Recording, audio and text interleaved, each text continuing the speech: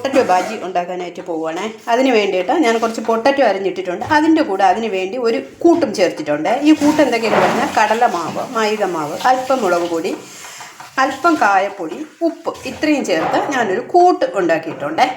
ഇനി പൊട്ടറ്റോ ഇതിൽ കട്ട് ചെയ്തിട്ടിട്ട് ഒരു 5 മിനിറ്റായി. 5 മിനിറ്റ് ആയപ്പോൾ ഇതെല്ലാം പൊട്ടറ്റോയിലെല്ലാം ഇത് നല്ലവണ്ണം പിടിച്ചിട്ടുണ്ട്. ഇനി ഇതൊന്ന് ബജി ഉണ്ടാക്കാവേ.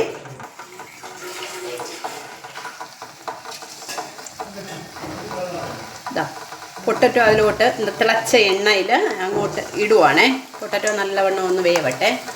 ഇതാ കേട്ടോ,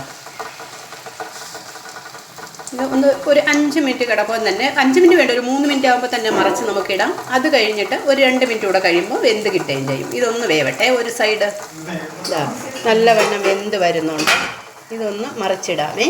അവിടെ ആ ബജി ഉണ്ടാക്കുന്ന സമയത്ത് തന്നെ ഇപ്പുറത്തെ അടുപ്പിൽ ചായയ്ക്ക് ഇങ്ങനെ വെള്ളവും വെച്ചിട്ടുണ്ട്. വെള്ളം തിളയ്ക്കാറായി. തിളച്ചിട്ടതിന് ശേഷം പൊടിയിട്ട് ചായയും കൂടെ ഉണ്ടാക്കുക. രണ്ടും ഒരുമിച്ച് തന്നെ ഉണ്ടാക്കിയെടുത്ത് നമുക്ക് ഈവനിങ് സ്നാക്സായിട്ട് ഉപയോഗിക്കാം. ഓക്കെ, ഒരു സൈഡ് മറിച്ചിട്ടിട്ടുണ്ട്. ഇനി മറുഭാഗവും കൂടെ ഒന്ന് വെന്ത് കിട്ടട്ടെ. ആ സമയം ചായയ്ക്ക് വെച്ചിരുന്ന വെള്ളം തിളച്ചു, അതിന് പൊടി ഇട്ടിട്ടുണ്ട്. ഇനി അതിൻ്റെ കൂടെ പാൽ കൂടെ ഒന്ന് ചേർത്തോട്ടെ. ഇത് നല്ലവണ്ണം വെന്ത് വരുന്നുണ്ട്. ഇതിൻ്റെ കൂടെ ഇപ്പോൾ ഉപ്പും കൂടെ ഇട്ടിട്ടാണ് ഇത് കലക്കിയത്, മാവ് കലക്കിയത്. നല്ലവണ്ണം മൊരിഞ്ഞ് ഏകദേശം നമുക്ക് ഇത് കോരിയെടുക്കാറായിട്ടുണ്ട്.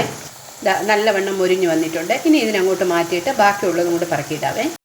ബാക്കിയുള്ളതും കൂടെ ഇട്ടിട്ടുണ്ട്.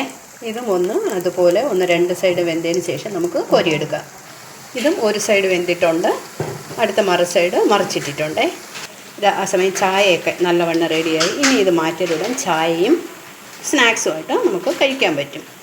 ഇതാ അടിപൊളി പൊട്ടറ്റോ ബജി ഉണ്ടാക്കിയിട്ടുണ്ട്. ഇതാ നല്ല ക്രിസ്പി ആയിട്ടിരിക്കുന്ന പൊട്ടറ്റോ ബജി ഉണ്ടാക്കിയിട്ടുണ്ട്. ഇനി അടുത്ത ഒരു വീഡിയോ ആയിട്ട് ഞാൻ ഉടനെ വരാമേ. Okay, by.